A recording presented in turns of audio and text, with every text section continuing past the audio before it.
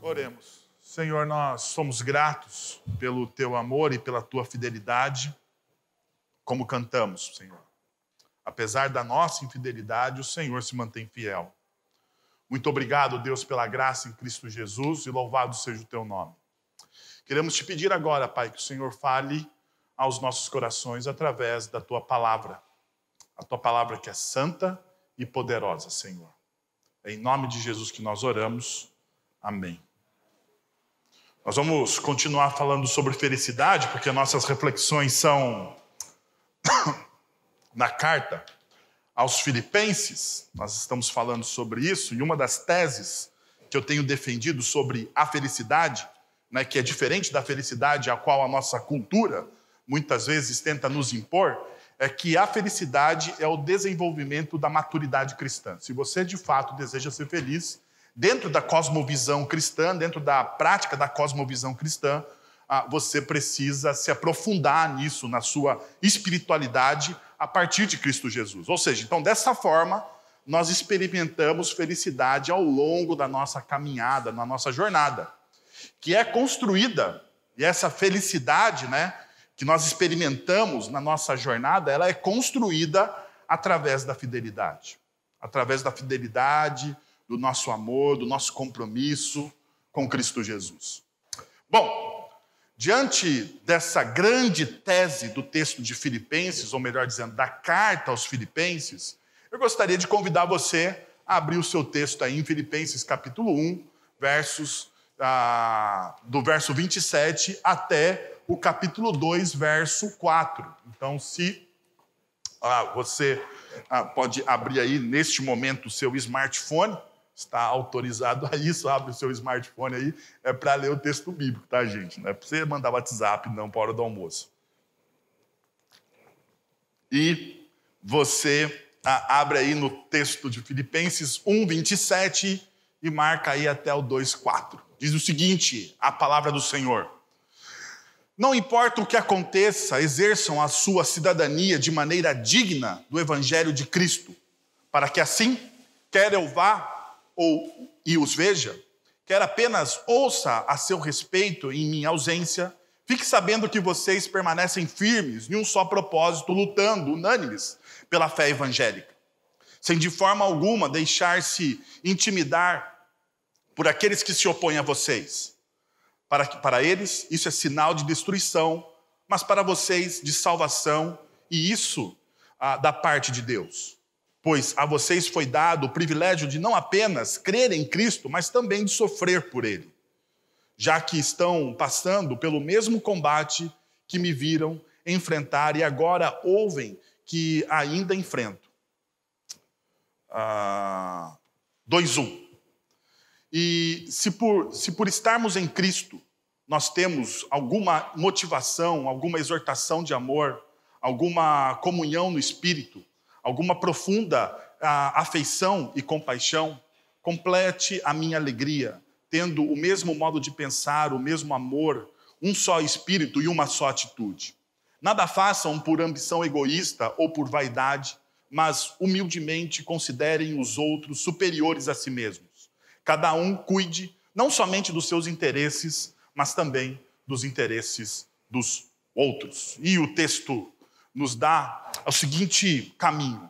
O caminho da felicidade madura, aquela que Filipenses nos apresenta, nesse caminho devemos viver a nossa cidadania de forma integral, ultrapassando a barreira da mediocridade, ou seja, a nossa espiritualidade tem que ser mais do que o mediano, mais que o mediano.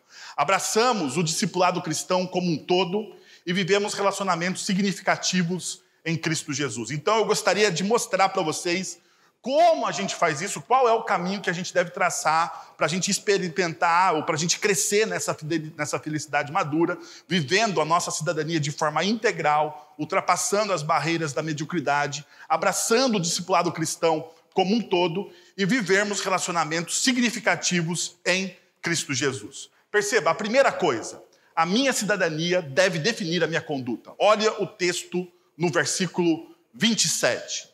Não importa o que aconteça, exerçam a sua cidadania. Então pare aí e se você quiser grifar aí na sua Bíblia, eu acho que é muito importante. Primeiro, nós temos algumas divergências de traduções. E o texto de Filipenses, se vocês não sabem, é um dos textos do Novo Testamento que mais tem divergências de tradução. Por exemplo, eu estou lendo aqui na nova versão internacional das Escrituras, né, a tradução um pouco mais contemporânea das Escrituras, mas se você está acompanhando aí a leitura na sua bela e antiga tradução da Revista e Atualizada, e como diz o presbítero Fábio, poética, né? Poética da Revista e Atualizada, você percebeu que existem nuances da tradução, né? Diferenças dessa tradução que eu estou lendo com a sua que está aí, ok? Então, uma das coisas que a gente precisa entender é que, né,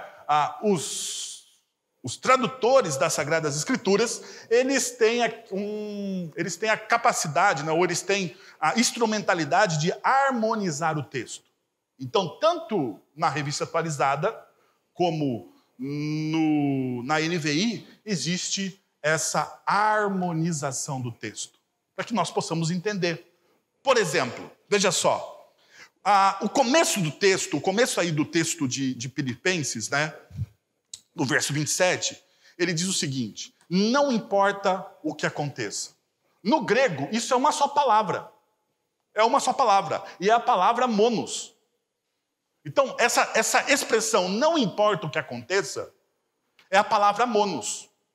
É a mesma expressão, né, que está na tradução NVI, acima de tudo. Então, acima de tudo é igual na Revista Atualizada, acima de tudo é igual, é a mesma coisa que acontece na NVI, nessa tradução, não importa o que aconteça, e é apenas uma palavra, monos, ou seja, uma expressão, que se fosse traduzida de forma literal, seria de forma única. Monos de forma única. É aquilo que esse monos dá na nossa língua portuguesa, né? O som monolítico, né? O som que tem uma só reverberação, né? Então, é essa ideia do mono, do uno, daquilo que é único. Então, se a gente fosse traduzir ao pé da letra essa expressão, seria o seguinte: de forma única. Uma segunda expressão que é muito importante nesse versículo que nós estamos lendo é a expressão aqui na NVI: exerçam a sua cidadania. Exerçam a sua cidadania. Que na Revista Atualizada é o início do versículo. Vivei. Que é o início do versículo. Que é a palavra grega, que é uma palavra difícil até mesmo de se pronunciar, que é politeomai, que vem de polis, daqueles que vivem em uma cidade, ou seja, é a forma com que você vive é o meio de cultura, né? A forma de você ser um cidadão. Então perceba, se a gente fosse traduzir o politeomai de forma literal, era ser um cidadão. Ser um cidadão. Então, eu arrisquei o meu grego aqui, né? Olhei lá para o meu Logos e arrisquei o meu grego e fiz a seguinte tradução deste versículo, a versão Wellington, Revista e Atualizada Contemporânea. Diz o seguinte: exerçam de maneira única e digna a sua cidadania do Evangelho de Cristo Jesus. Exerçam de maneira única e digna a sua cidadania do Evangelho de Cristo Jesus. Você precisa exercer a sua cidadania, a forma com que você vive o Evangelho, de como? De maneira única e digna, de maneira singular. Como discípulo, precisamos viver o Evangelho de forma única e digna. Perceba só, a cidadania aqui tem uma representação das normas, da convivência, da nossa cultura, do nosso meio de vida. E existe aqui, então, uma tensão. Paulo está falando de uma tensão. E qual que é a tensão que existe aqui? A tensão de João, capítulo 17, versos 14 a 17, que é quando o texto bíblico nos ensina. Quando Jesus diz: "Deles a tua palavra e o mundo não os odiou, pois eles não são do mundo, como também eu não sou." Ou seja, a ideia de você ser do mundo, ou de você estar no mundo, e de você não ser. Estar e não ser. É a mesma ideia aqui. Paulo está trabalhando a mesma mensagem de Jesus aos filipenses. Ele está falando assim, olha, vocês têm uma outra cidadania. Tanto isso é verdade que em Filipenses capítulo 3, verso 20, Paulo vai dizer o seguinte, olha só, a sua cidadania não é, ou como está na revista atualizada, na Almeida Revista Atualizada, a sua pátria não é esta aqui que você está pisando, mas a sua cidadania está onde? Está nos céus. Mas eu vou deixar o 3:20 para um outro dia que a gente vai trabalhar. Mas só para você ter uma ideia, o que Paulo está falando aqui então é da tensão que nós vivemos no dia a dia. Do choque cultural que nós temos. Por que o choque cultural que nós temos? Porque quando você tenta viver o evangelho de forma integral, ou quando você tenta exercer a sua cidadania, a sua verdadeira cidadania como discípulo de Cristo Jesus, aquele que porta o evangelho de Cristo Jesus, você será provavelmente confrontado. Haverá um embate. Haverá um embate. Porque a ética do reino de Deus, a cultura do reino de Deus, é completamente diferente da nossa cultura. É completamente diferente. A forma como os discípulos vivem e compreendem a vida é completamente diferente da forma como a nossa cultura compreende e vive a vida. A forma como nós ensinamos os nossos filhos a respeito do dinheiro, dos relacionamentos, do amor, da graça, é completamente diferente de como a cultura ensina isso pra gente. É completamente diferente. Nós tentamos inculcar na nossa cabeça e nós tentamos viver, a preocupação com o nosso próximo, às vezes ao extremo. Às vezes ao extremo. Nós temos uma radicalidade dentro do discipulado cristão, é que você ame o seu próximo como a si mesmo. Apesar de muitas vezes nós não praticarmos, mas existe essa radicalidade. Existe esse chamado para você ser diferente daquilo que a gente olha, daquilo que a gente vê, nas mínimas coisas. Por exemplo, um valor inegociável para qualquer discípulo de Jesus é a verdade. A verdade é um valor inegociável para a gente. Nós não devemos flertar com a mentira em hipótese alguma. Em hipótese alguma. Isso é uma verdade, isso é um princípio, um valor radical contra a nossa cultura. Porque na nossa cultura, a mentira é quase como uma forma de convivência, de social, Você mente socialmente. Você mente, às vezes, para continuar estabelecendo relacionamentos. Não sei se você percebeu, mas a gente mente muitas vezes, para continuar mantendo relacionamentos vivos. Eu não estou dizendo que eles são saudáveis, eu estou dizendo que a gente mente para manter os relacionamentos vivos. Saudáveis é uma outra história. É uma outra história. É uma outra história. A verdade é essa. A verdade é que existe um choque de cultura. E Paulo, então, está falando aqui para os seus discípulos em Filipenses. Olha, meus amigos, é o seguinte, você precisa exercer a sua cidadania, a sua forma de conviver com as pessoas, ela precisa ser diferente daquilo que você está acostumado. E tanto é verdade isso nas Sagradas Escrituras, que você, quando olha o Antigo Testamento, por exemplo, Êxodo capítulo 19, se você abre a sua Bíblia em Êxodo capítulo 19, a partir do verso 3, você tem essa realidade também já presente. Olha só o que diz o texto. E o Senhor o chamou do monte, dizendo, diga o seguinte aos descendentes de Jacó e declare aos israelitas, vocês viram o que fiz no Egito, como os transportei sobre asas de águia e os trouxe para junto de mim. Agora, se me obedecerem fielmente e guardarem a minha aliança, vocês serão o meu tesouro pessoal dentre todas as nações. Agora veja só que interessante, isso muitas vezes nos escapa na leitura. Deus, através de Moisés, está dizendo para o povo de Israel: olha, vocês serão o meu tesouro pessoal dentre todas as nações. Perceba a continuação: embora toda a terra seja minha. Tudo que existe é meu, mas vocês são singulares. É o que Deus está dizendo. Tudo que existe é meu, mas vocês foram escolhidos. Tudo que existe é meu, mas os meus olhos estão sobre vocês de maneira especial. E daí o verso 6 diz: vocês serão para mim um reino, e aqui está a grande singularidade do povo de Deus. Vocês serão para mim um reino de sacerdote, uma nação santa. Essas são as palavras que você dirá aos israelitas. Aqui encontramos a identidade singular do povo de Deus. A identidade singular, o papel especial que o povo de Deus desempenhará na história da humanidade. Aqui está a sua singularidade. Tanto é verdade que Pedro, na sua primeira carta, no capítulo 2, nos versos de 8 a 10, ele usa o mesmo texto, que é tanto celebrado dentro da igreja. Quando o texto diz: vocês, porém, são geração eleita, sacerdócio real, nação santa, povo exclusivo de Deus, para anunciar as grandezas daquele que os chamou das trevas para a sua maravilhosa luz. Antes vocês nem sequer eram povo, mas agora, perceba, antes vocês nem eram povo. Vocês não tinham identidade nem cidadania.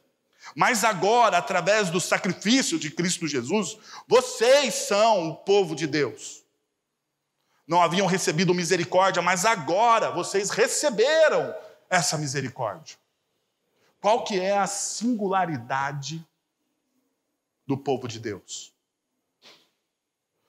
Vocês são sacerdote real, nação santa, geração eleita, povo exclusivo de Deus. Essa é a singularidade. Mas veja só, isso aqui não é somente um privilégio. Porque o grande problema, quando nós olhamos promessas das Sagradas Escrituras, é que nós achamos que isso só tem a ver com privilégios e não com missão. O texto de 1 Pedro, tanto quanto o texto de Êxodo 19, eles falam de privilégios e de missão. Tanto que Moisés vai dizer no final, tanto que Deus vai dizer para Moisés, ao final do texto de Êxodo 19 que nós lemos: vá e fala o quê? Vá e fale isso ao Israel. Vá e proclame isso. Vá e diga essa verdade. Quem vocês são. Então existe ali uma proclamação prévia daquele privilégio. Agora veja só o que o texto de Pedro vai dizer para a gente. Vocês são privilegiados, vocês são escolhidos. Vocês são uma geração eleita, vocês são povos exclusivos de Deus. Ou seja, Deus está olhando de maneira especial por vocês. De maneira especial por vocês. Deus está amando vocês de maneira específica, de maneira diferenciada, e a gente entende isso. Se você se aprofundar um pouquinho mais na teologia reformada, você vai entender que existe uma graça específica sobre o povo de Deus e uma graça comum sobre todas as outras pessoas. A graça comum sobre todas as outras pessoas é que Deus faz, sim, de maneira bondosa e misericordiosa, raiar o sol e dar justiça sobre justos e injustos. Mas existe, sim, uma graça, um amor, um olhar especial de Deus para com o seu povo, para com aqueles que são chamados. Agora veja só o que o texto vai dizer. Por que isso acontece? Para anunciar as grandezas daqueles que os chamou das trevas para a sua maravilhosa luz. Por que você é privilegiado? Você é privilegiado para anunciar as grandezas daquele que os chamou das trevas para a sua maravilhosa luz. Antes, vocês nem sequer eram povos, mas agora vocês são um povo. Qual é a missão? Anunciar. Tanto é verdade que, perceba só, o propósito de Jesus ao reunir esse novo Israel e restaurá-lo para cumprir seu papel singular na história, levar a salvação às nações, anunciar o significado do reino de Deus e o do destino deste reino cumprindo-se em toda a história. Os que responderam à mensagem do Evangelho com arrependimento e fé assumiram o papel de serem este povo. Eles, este povo singular, precisam do quê? Precisam do poder dessa era vindoura, o reino de Deus que já se faz presente nessas pessoas, para levar vida nova ao interior e capacitá-los a assumir a sua vocação. É isso que o Espírito Santo faz em nós. E tudo isso se cumpre aonde? Na morte e na ressurreição de Cristo Jesus. Perceba, o significado de tudo isso aqui é você experimentar agora o reino de Deus. É você experimentar agora aquilo que está prometido de maneira plena para a gente mais tarde. Mas você deve estar se perguntando, o que significa experimentar agora o reino de Deus daquilo que está prometido mais tarde? Então você precisa olhar para Apocalipse, por exemplo, para Apocalipse capítulo 21. Quando o texto de Apocalipse capítulo 21 diz que Deus enxugará as nossas lágrimas no final de toda a história. E o que eu estou dizendo para vocês que é experimentar agora aquilo que está prometido para a gente mais tarde. É que agora, através do sacrifício de Cristo Jesus, você também pode experimentar o consolo de Deus na sua vida. Você pode também experimentar a cura de Deus na sua vida. Você também pode experimentar todo e qualquer milagre, ou toda e qualquer promessa que está contida nas Sagradas Escrituras, porque o reino de Deus se aproximou de nós agora, através da morte e ressurreição de Cristo Jesus. Então, a nossa cidadania, a nossa identidade, a nossa forma de viver, de escolhas, as escolhas que nós fazemos, revelam da onde nós somos, não é verdade? Aquilo que nós escolhemos revela de onde nós somos, né? A nossa forma de cultura, as nossas pequenas decisões. Eu já tive a oportunidade de viajar pelo Brasil todo, graças ao bom Deus. Muitos dos estados. Acho que eu fui quase todos os estados. Por causa da Agência Presbiteriana de Comunicação e Evangelização. Quando eu trabalhava na Agência Presbiteriana de Comunicação e Evangelização, eu dava um curso e a gente viajava, curso de evangelização, e a gente viajava as igrejas fazendo a cada estado. Gente, em cada estado tem uma forma diferente de você tomar café da manhã. Você sabia disso? Se você for por Nordeste, você vai tomar um tal de cuscuz com leite frio, que é horrível. Mas o povo de lá gosta. O povo de lá gosta. Se você for ao norte,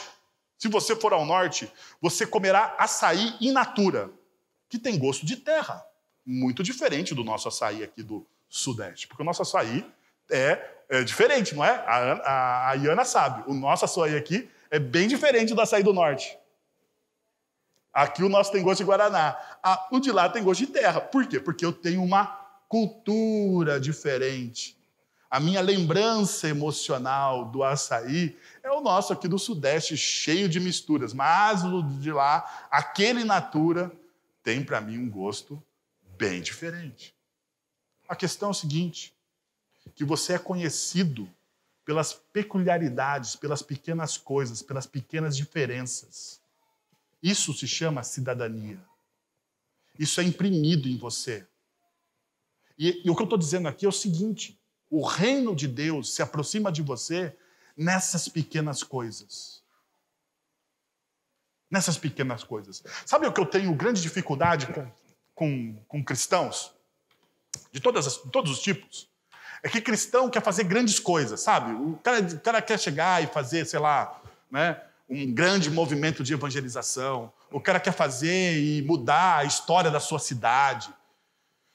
Mas eu fico me perguntando, o cara não consegue mudar a história da família dele. Como é que ele vai mudar a história da cidade? Fala para mim, não é um negócio estranho? É estranhíssimo. É estranhíssimo. O cara não consegue mudar uma vírgula uma pequena vírgula na sua cultura. E daí ele quer mudar a estrutura social do Brasil. Sonho de grandeza, mas vamos pôr o pé no chão. Aonde você começa com as coisas? Nas pequenas atitudes. Aonde você começa com as transformações? No café da manhã. Porque o café da manhã é todo diferente, em qualquer lugar que você for. É ali que você começa a transformação. Segundo, meus irmãos, perceba, o texto vai nos conduzir à seguinte lição. Afaste-se de uma vida medíocre. Olha o que o texto está dizendo. Abre aí a sua Bíblia lá no Filipenses, no capítulo 1, no verso 28. Sem, de forma alguma, deixar-se intimidar por aqueles que se opõem. Sem, de forma alguma. E o que você deve grifar aí é o sem, de forma alguma, deixar-se intimidar. E você está perguntando, o que isso, Wellington, tem a ver com mediocridade? Deixa eu então dar para você uma definição de mediocridade, porque no nosso consciente, ou melhor, no nosso inconsciente coletivo, está o seguinte, que a mediocridade é quase como uma coisa pejorativa. Mas a ideia de mediocridade, a ideia principal da etimologia da palavra mediocridade é de qualidade média. Qualidade média. Comum. Que não é bom e nem mal. Sabe quem que é o medíocre? Bom, deixa eu dar um exemplo para você ter a ideia clara disso. Talvez você já participou disso. Talvez mais os meninos, né? No colégio, vai jogar futebol. Colégio vai jogar futebol. Vai fazer lá educação física, vai escolher os times de futebol. Escolhe-se os capitães, e os capitães geralmente são os melhores da classe naquele esporte. E daí os caras tiram para o ímpar e começa a escolha. Quem são escolhidos em primeiro lugar? Aqueles que são os melhores. Quem são escolhidos em último lugar? Os piores. Quem estão no meio? Os medíocres. Então é esse pessoal que eu estou falando. É esse. Eu estou falando de mim, porque eu sempre ficava onde? No meio. Graças a Deus, porque o último também é uma tristeza. Mas a grande questão aqui para mim é essa. A grande questão aqui para mim é essa. Que na espiritualidade cristã, a mediocridade não é boa. Você ser da turma do meio não é legal. Não é legal. Não há espaço para a turma do meio dentro da espiritualidade cristã. E olha só, o texto está dizendo, olha, diante daquilo que diante daquele embate cultural que a gente viu no primeiro ponto, com certeza vocês vão sofrer opressão. E só sofre opressão, só é intimidado quem não vive de maneira medíocre. Perceba a correlação que eu estou fazendo aqui. Se você é um discípulo de Jesus, se você está inserido na sociedade, e se você não sofre pressão nenhuma, cuidado, talvez você seja um cristão medíocre. Essa é a verdade. Você está na média. E estar na média não é bom. Tanto é verdade que Paulo, ao olhar para Timóteo, na sua segunda carta, no capítulo 3, dos versos de 11 a 12, ele vai dizer o seguinte: quanto à perseguição suportei, mas de todas essas coisas o Senhor me livrou. Agora presta atenção, verso 12. De fato, todos os que desejam viver piedosamente em Cristo Jesus serão o quê? Perseguidos. Serão o quê? Perseguidos. Todos aqueles que não desejam a mediocridade na sua vida, porque viver piedosamente aqui é ser diferente de medíocre. É ser diferente de medíocre. Aquele que vive piedosamente em Cristo Jesus, ele não é medíocre. E aquele que vive piedosamente em Cristo Jesus, ele faz o quê? Ou ele sofre o quê? Ele sofre automaticamente perseguição. Por quê? Porque ele é diferente. Porque a ética dele é diferente. E veja só, duas principais questões para isso. Primeiro, os discípulos de Jesus vivem em oposição ao mundo no sentido de rejeitar os poderes idólatras de sua conduta, de sua contínua dominação sobre a sociedade. Então, por que a gente é perseguido? Porque, de alguma forma, quando você vive pelo Evangelho, você denuncia a idolatria do mundo. Por exemplo, a nossa cultura diz, ame o dinheiro. A nossa cultura diz, ame o dinheiro. Não diz, o tempo todo a nossa cultura nos ensina, ame o dinheiro. Porque se você tiver um pouquinho mais, você será feliz. Como se a felicidade sua dependesse do quê? De algumas centenas de milhares de reais na sua conta bancária. Somente disso. Mas o interessante é que você pode dizer, mas ajuda. Eu concordo com você, pode até ajudar. Até certo ponto. Até certo ponto. Porque essa felicidade que o dinheiro muitas vezes nos impõe ou nos dá, ela não é uma felicidade conquistada a longo prazo. Por quê? Porque sempre você vai precisar de mais. Você nunca terá o quê? Satisfeito. Então perceba, quando nós, como cristãos, vivemos o Evangelho de Cristo Jesus, nós denunciamos a idolatria do mundo. O mundo diz, viva sem limites. Viva sem limites. Experimente de tudo, faça o que dá na sua telha.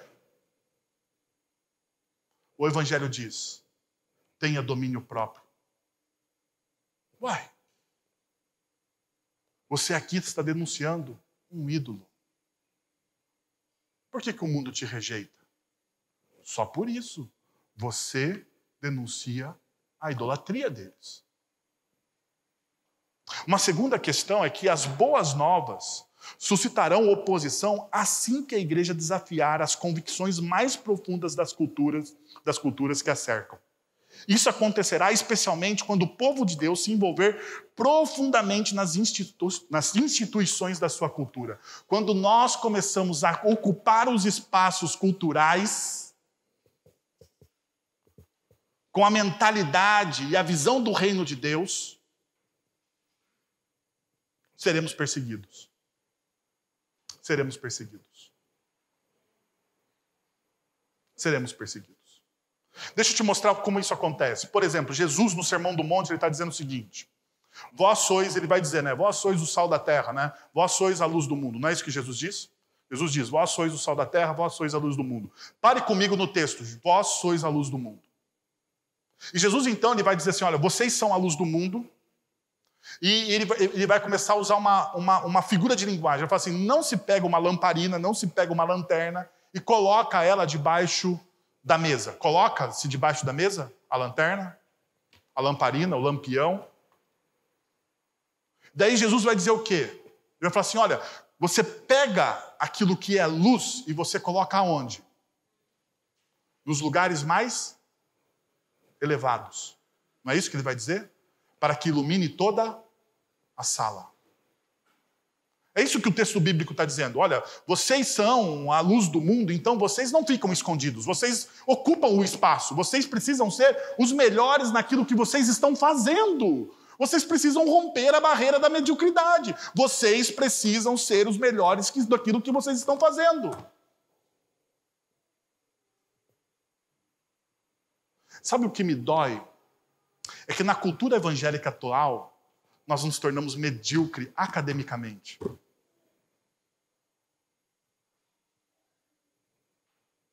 Nós praticamente nos tornamos o anti-ciências. Pode ver.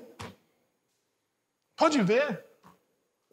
Quando existe um legado acadêmico, existe um legado acadêmico dentro da teologia reformada. Quem fundou a Universidade Livre de Amsterdã? Abraham Kuyper. Quem fundou a Universidade Presbiteriana Mackenzie, no Brasil? Quem fundou a Universidade de Lavras? O Instituto Gammon? altamente conhecido, reconhecido em Minas. A Universidade Presbiteriana Mackenzie, em São Paulo. Harvard. Quem fundou a Universidade de Harvard? Princeton. Perceba, existe um legado. Por quê? Porque aqueles cristãos do passado entendiam que eles não deveriam se apegar à mediocridade. E eles preferiam estar expostos e sofrerem perseguição do que se calarem. Mas sabe qual que é a perseguição que nós sofremos hoje? De que nós somos, me desculpa, mas eu não encontro agora outra palavra, de que nós somos inconvenientes. Ou melhor dizendo, chatos. É essa a perseguição que nós sofremos hoje. As pessoas não gostam da gente porque nós não somos inconvenientes. Porque os nossos argumentos são rasos. Porque a nossa visão de mundo é tosca. E nós negamos a nossa história. Porque a nossa história não é essa. Não é essa. Então, o que Paulo está dizendo aqui para os filipenses? Rompam a barreira da mediocridade. Se alegrem com a perseguição. Se alegrem. Isso faz parte daqueles que são excelentes discípulos de Cristo Jesus. Uma outra coisa, um terceiro ponto, é que abrace todos os privilégios de ser um discípulo. Você quer se tornar alguém maduro e feliz? Abrace todos os privilégios. Versículo de número 29. Veja aí o que o texto diz. Pois a vocês foi dado o privilégio, não apenas de crer em Cristo, mas também de sofrer por Ele. Olha só que legal. Quem gosta do primeiro privilégio aqui? Primeiro privilégio, crer em Cristo. Graça, salvação, reconciliação, benefícios do reino de Deus, o reino de Deus presente, oração respondida. Quem não gosta desse privilégio? Promessas das Sagradas Escrituras. Promessas, milhares de promessas de vida, e vida em abundância. Quem não gosta desse privilégio? Todos nós aqui adoramos, amamos, veneramos, repetimos, colocamos na porta da nossa geladeira este privilégio. Mas o apóstolo Paulo aqui está falando de dois privilégios, não é? Qual que é o segundo privilégio? Que nós esquecemos? Mas também o de sofrer por ele. E perceba, a palavra aqui no grego sofrer, se você olhar lá no original, nós sabemos aqui, né, que na nossa igreja tem muita gente com léxico do grego. Então, se você olhar no seu original lá, no meu léxico, vai dizer o seguinte, que esse sofrer tem a ver com você ser afetado, ser tocado. Passar por uma experiência sensível, aonde a sua alma, o seu coração dói. Perceba, o chamado para seguir a Jesus é um chamado para segui-lo na estrada do Calvário. Esse é o nosso chamado. O chamado para seguir a Jesus, ele não é simplesmente um chamado aonde nós somos privilegiados, porque nós somos salvos e conquistados pela cruz do Calvário. Não, o nosso chamado também é um chamado para irmos para o Calvário. Tanto é verdade isso, que se você abrir a sua Bíblia em Lucas capítulo 9, versos 23 a 24, vai dizer o seguinte. Jesus disse a todos quem? Os seus discípulos. Jesus, nesse texto, está ensinando os seus discípulos. Se alguém quiser acompanhar-me, negue-se a si mesmo, tome diariamente a sua cruz e siga-me. Pois quem quiser salvar a sua vida, a perderá, mas quem perder a sua vida por minha causa, este a salvará. Essa é uma promessa também, se você não está familiarizado com ela. Essa é uma daqueles textos que deveriam ser mais lidos dentro da espiritualidade cristã, diria eu que liturgicamente, diariamente, por todos os discípulos de Jesus. Por quê? Porque aqui está o cerne da nossa missão. Olha só o que Jesus está dizendo. Se alguém quiser me acompanhar, se alguém quiser caminhar comigo, se alguém quiser experimentar o meu discipulado. Porque, veja só, o que Jesus está dizendo aqui, muitas vezes, na nossa cultura ocidental, nos foge, porque nós não temos isso. Nós não temos isso. Mas ele está falando aqui da cultura oriental do discípulo. O discípulo, ele sempre anda atrás do seu mestre, do seu mentor. O discípulo nunca está ao lado, nunca está à frente, mas ele sempre está o quê? Atrás do seu mestre, sempre seguindo o seu mestre. Tanto é verdade que um dos ditados da cultura hebraica é que a poeira do seu mestre fique presa nas suas roupas. Isso mostra o quão é importante seguir a Jesus. E daí Jesus está falando exatamente isso. Olha, se você quer realmente me seguir, se você quer compartilhar a sua vida comigo, primeira coisa, negue-se a si mesmo. E isso aqui é um processo de desapegar-se. Desapegar-se de quem? Do seu eu. Na nossa cultura secular, pós-moderna, o eu é muito importante, não é? Tanto que a grande vedete, né, dos livros de autoajuda, o que é? A força do eu. Você pode, você consegue. Perceba. A profissão que bombou no século XXI foi o quê? A psicologia. Tratar o quê? O seu eu. E nada contra os psicólogos, não. Muitos bons psicólogos cristãos, e nós devemos ir a esses profissionais para arrumar, muitas vezes, aquilo que está desordenado no nosso coração. Mas deixa eu te falar uma coisa. Existe uma idolatria do eu dentro da nossa cultura secular. E daí Jesus ele vai dizer o seguinte: o primeiro processo é você se desapegar de você mesmo. Negue-se a si mesmo. Abra mão. Negue-se a si mesmo.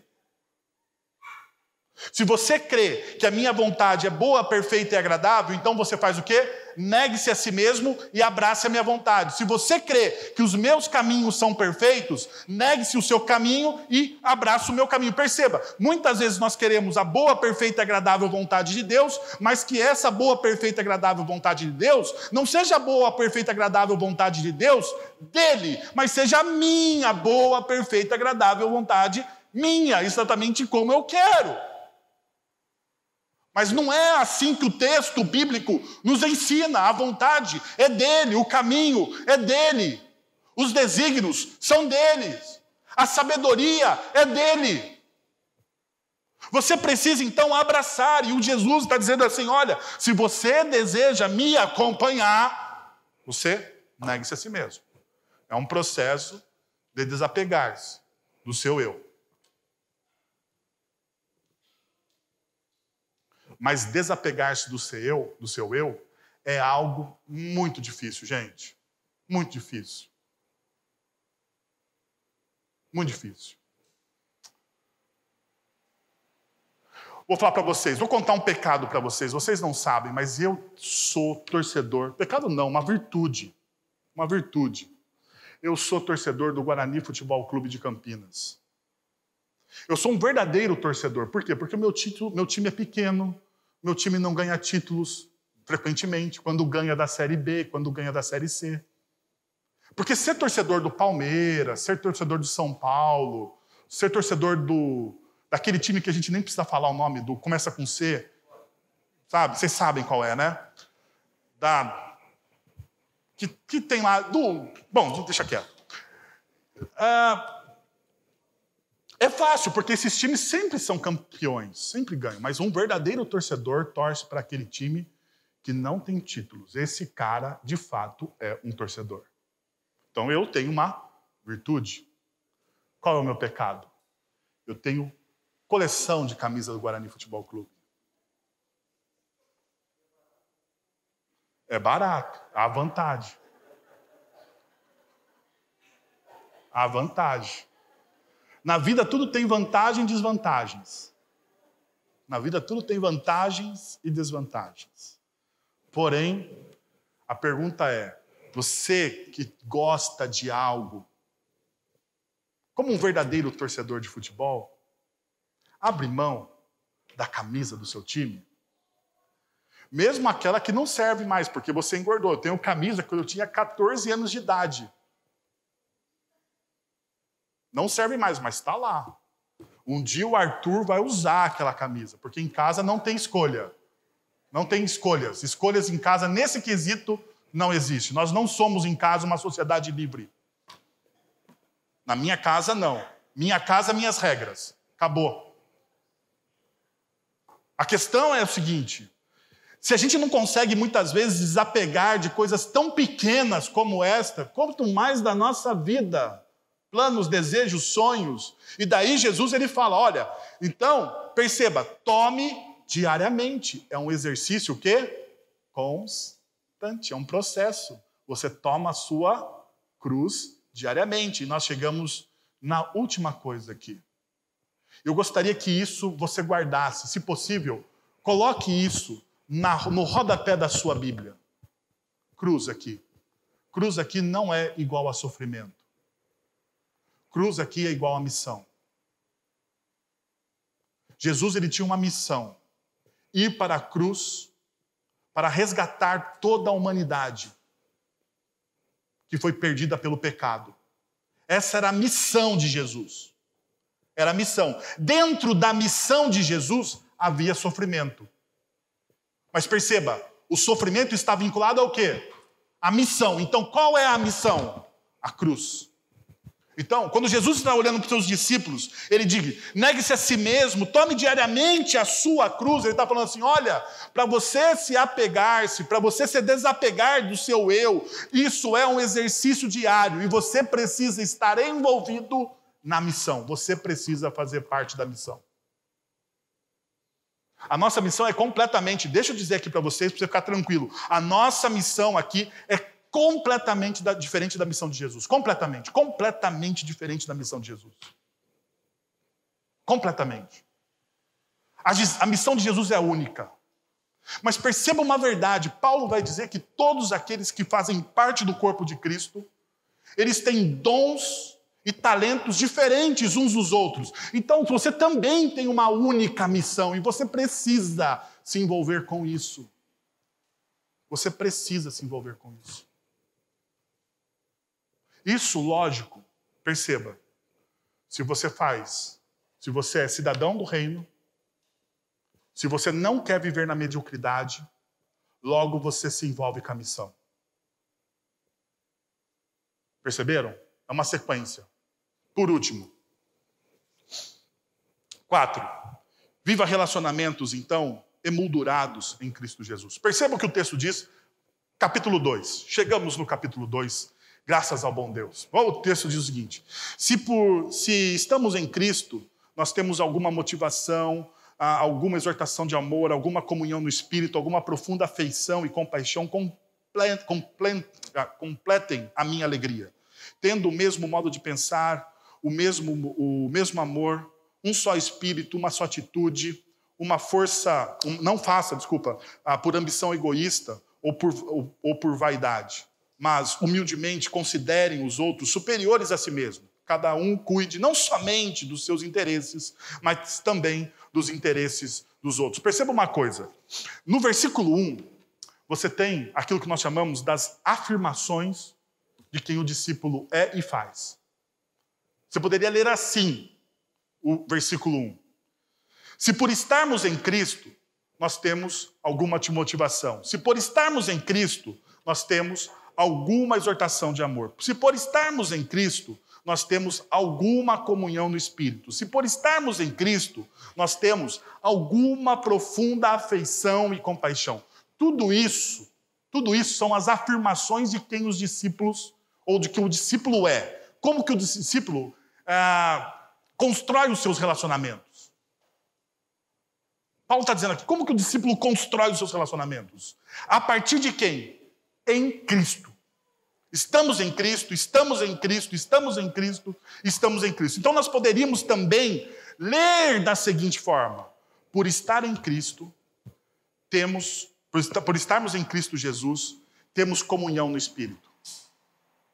Por quê? Porque quem nos dá a comunhão do Espírito é o sacrifício de Cristo Jesus. Então, por estar em Cristo Jesus, temos comunhão no Espírito. Daí você pega o versículo 2. Qual que é o resultado disso? Qual que é o resultado na vida do discípulo por ter comunhão com Cristo Jesus? Versículo 2. Tendo o mesmo modo de pensar, o mesmo amor, um só Espírito e uma só atitude. A comunhão do Espírito promove o quê? A unidade das pessoas. Perceba.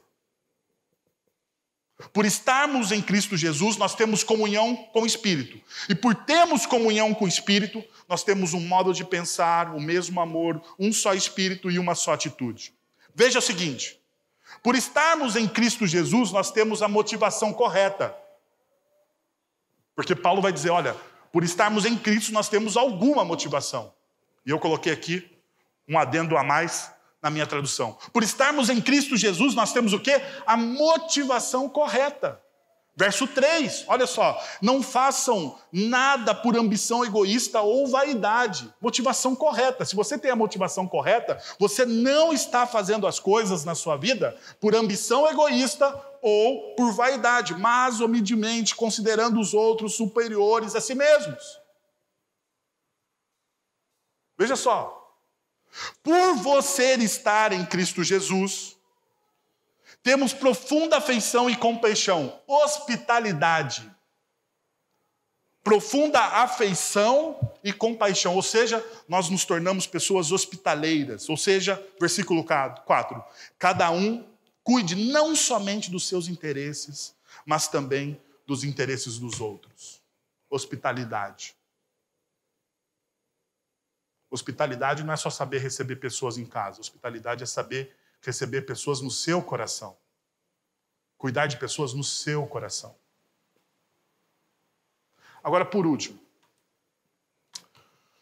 Por estar em Cristo Jesus, temos o quê? Uma exortação, ou como diz na revista atualizada, consolação. Do quê?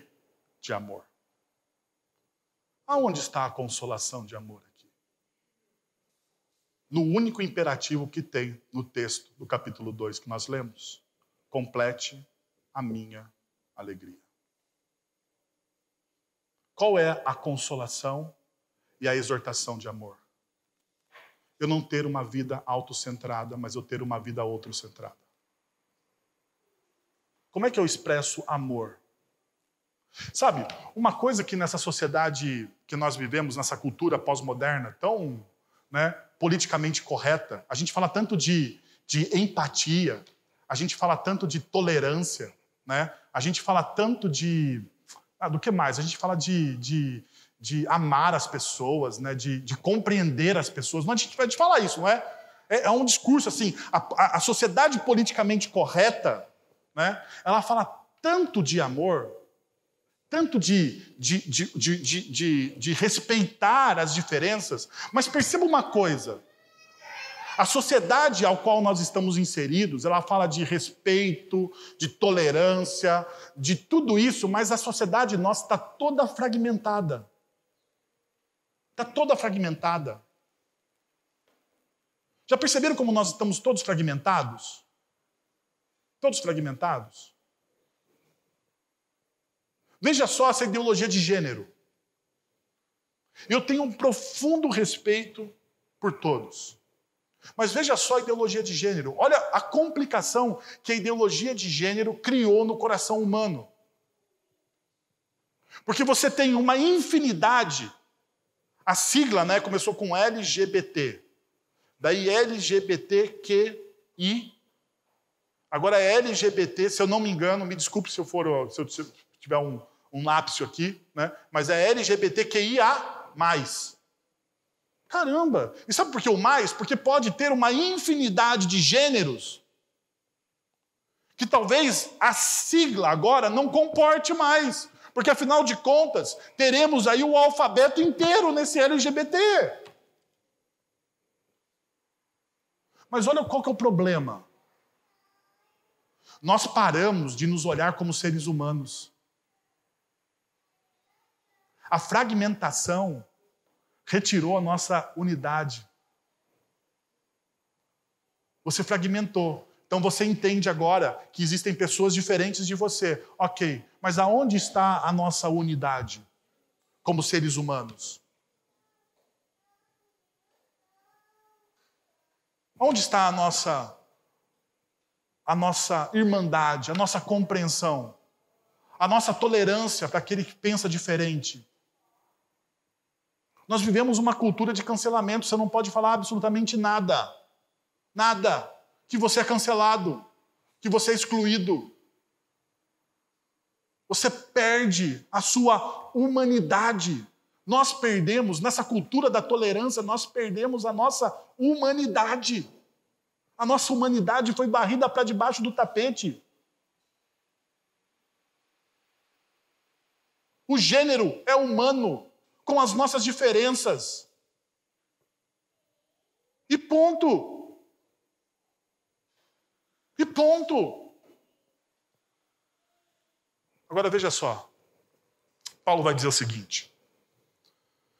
Se existe uma exortação de amor, ou seja, quando ele fala aqui de exortação, e por isso que a NVI trabalha com exortação ao invés de consolação, ele está dizendo o seguinte: se o seu amor se torna carne, se o seu amor não é somente um discurso, então você vem, você olha para mim e você completa a minha alegria.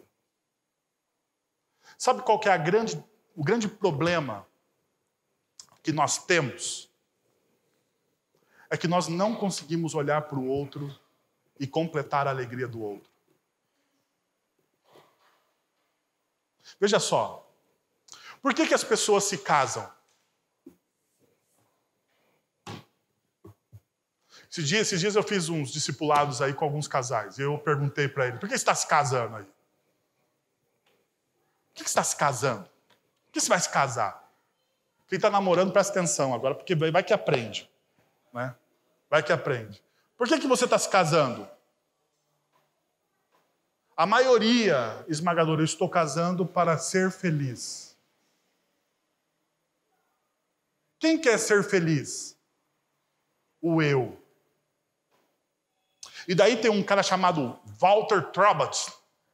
Ele vai dizer o seguinte, que quando você se casa com alguém, você casa para fazer o outro feliz. Então, se você deseja casar com alguém, você deve casar com alguém para desejar a felicidade de quem? Do outro, e não a sua. O que Paulo está dizendo aqui aos filipenses é praticamente a mesma coisa aplicado à comunidade cristã. Você precisa olhar para o lado. Você precisa olhar para o lado para perceber a necessidade do outro e encarnar no outro o amor que você tem por Cristo Jesus. Ponto.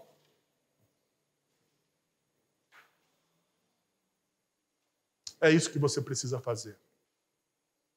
Diante disso, quero convidar você então para orar. Fechar os seus olhos, abaixar a sua cabeça e juntos clamarmos a ajuda de Deus para tudo isso que nós ouvimos hoje.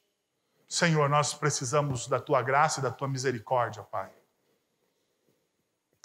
Diante de tudo isso que nós ouvimos, pensamos, refletimos, nós queremos Te pedir, Pai. Nós queremos Te pedir que a nossa identidade, a nossa cidadania esteja fixada nos céus, ó Deus, no Teu reino. Que a gente possa romper a barreira da mediocridade, Pai. Que possamos construir, ó Pai, relacionamentos significativos. Relacionamentos significativos. E que o nosso testemunho, Pai, seja um testemunho vivo em Cristo Jesus. Nos ajuda, Senhor. Nos ajuda, Pai. Em nome de Jesus. Amém. Agora, irmãos, que a graça de nosso Senhor e Salvador Jesus Cristo, o amor de nosso Deus e Pai, o conselho, o consolo, o poder e a ação do Santo Espírito estejam sobre vocês agora e pelos séculos dos séculos. Amém.